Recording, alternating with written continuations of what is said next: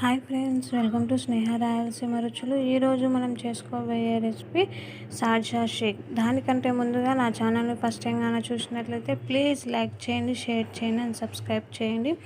షార్జా షేక్ మనకు ఇంట్లోనే చాలా తక్కువ ఇంగ్రీడియంట్స్తో చేసుకోవచ్చు. అదే మనం బయట కొనాలి అంటే చాలా కాస్ట్ అనేది ఉంటుంది. కాబట్టి మనం ఇంట్లోనే ప్రిపేర్ చేసుకున్నాం. చాలా ఈజీగా వితిన్ 2 minutesలో మనము ఈ షేక్ అనేది చేసుకోవచ్చు. ఇప్పుడు మళ్ళీ ఆ వీడియోలోకి వెళ్ళిపోదాం. ఇప్పుడు స్టార్ట్ చేద్దాం. ముందుగా దానికి కావాల్సిన ఇంగ్రీడియంట్స్ అనేటివి చూద్దాము.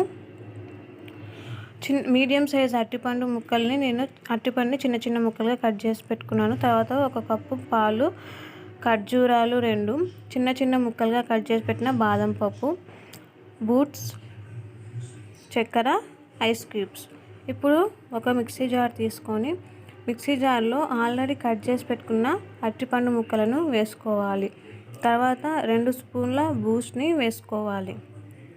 ఇలా 2 స్పూన్ల బూస్ట్ వేసుకున్న తర్వాత 2 స్పూన్ల చక్కెర వేసుకున్న తర్వాత 2 ఖర్జూరాలు అనేటివి మనము వేసుకోవాలి. తర్వాత చిన్న చిన్న ముక్కలుగా కట్ చేసి పెట్టుకున్న బాదం పప్పు, లేదు అంటే జీడిపప్పు వేసుకోవచ్చు. ఇవి చల్లని పాలండి, ఫ్రిడ్జ్లో పెట్టిన పాలు. ఇవి 1 కప్ పాలు అనేటివి తీసుకున్నాను. పాలు మొత్తం వేసిన తర్వాత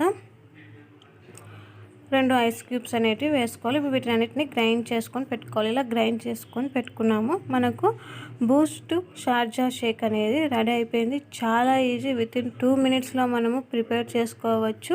పిల్లలకు ఇది ఈవినింగ్ పూట మనకు స్నాక్స్ పరంగా ఇవ్వచ్చు. అలానే ఇప్పుడు మనకు సమ్మర్ అనేది స్టార్ట్ అవుతుంది కదా, సో చల్లగా చాలా టేస్టీగా ఉంటుంది. ఇప్పుడు మనము పైన గార్నిష్కి బూస్ట్, బాదం ముక్కలు, చిన్న చిన్న బాదం ముక్కలతో పాటు జీడిపప్పు, పిస్తా ఏవైనా వేసుకోవచ్చు. డ్రై ఫ్రూట్స్ వేసుకున్నాము. తర్వాత ఐస్ క్యూబ్స్ అనేవి వేసుకోవాలి. ఇది వచ్చేసి మనకు ఆప్షనల్, వేసుకుంటే వేసుకోవచ్చు, లేదంటే లేదు. ఇప్పుడు మనకు ఈ వీడియో కానీ మీకు నచ్చినట్లయితే ప్లీజ్ లైక్ చేయండి, షేర్ చేయండి అండ్ సబ్స్క్రైబ్ చేయండి.